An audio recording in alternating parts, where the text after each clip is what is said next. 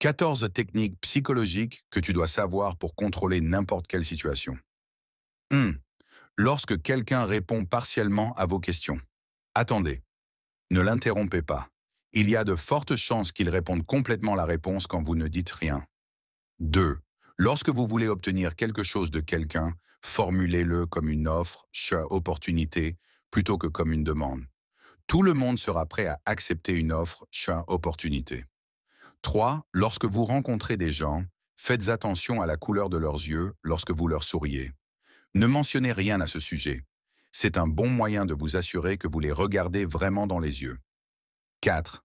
Le nom d'une personne est le son le plus doux du monde pour cette personne. Pour qu'une personne se sente très spéciale, souvenez-vous de son nom et répétez-le. 5. N'ayez aucune attente lorsque vous essayez quelque chose de nouveau pour la première fois. Cela évite la déception.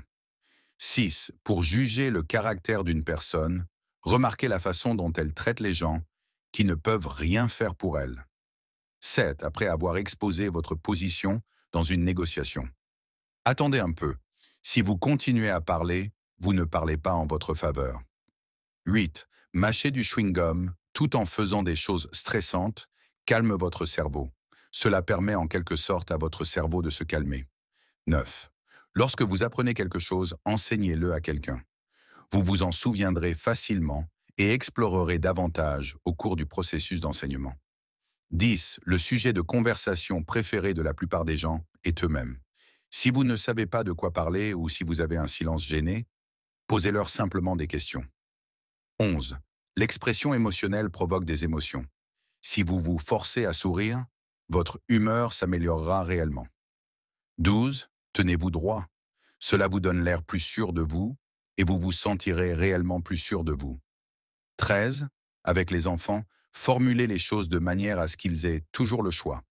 Cela leur donne l'impression d'avoir le contrôle. Par exemple, veux-tu porter une chemise rouge ou une chemise bleue? Dans tous les cas, ils savent qu'il est temps de mettre une chemise. 14. Lorsque vous demandez des faveurs, utilisez le mot parce que.